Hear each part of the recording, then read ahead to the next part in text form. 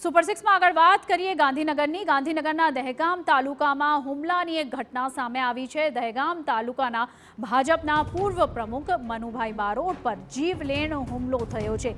આરોપીએ પૂર્વ ભાજપ તાલુકા પ્રમુખ પર કાર ચઢાવી દીધી છે। આરોપીએ કારમાં પણ તોડફોડ કરી છે અને ગંભીર રીતે ઇજાગ્રસ્ત થયેલા મનુ બારોટને સારવાર માટે ગાંધીનગર સિવિલ હોસ્પિટલમાં દાખલ કરાયા છે। પોલીસે બે હુમલાખોર સામે ગુનો નોંધી તપાસ હાથ ધરી છે।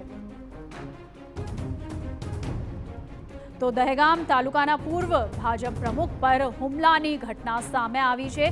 આરોપીઓએ તેમના ઉપર કાર ચડાવી દીધી છે અને જીવલેણ હુમલાની આ ઘટનામાં હાલ પોલીસે તપાસ શરૂ કરી દીધી છે। આરોપીએ પૂર્વ તાલુકા પ્રમુખ પર કાર ચડાવી તેમની કારમાં તોડફોડ પણ કરી છે। તો ગાંધીનગરના દહેગામથી આવી રહી છે આ ચોંકાવનારી ઘટના અને મનુ બારોટ પર તેમને હુમલો પણ કર્યો છે અને હુમલામાં ઇજાગ્રસ્ત મનુ બારોટને હાલ સારવાર માટે હોસ્પિટલમાં ખસેડવામાં આવ્યા છે।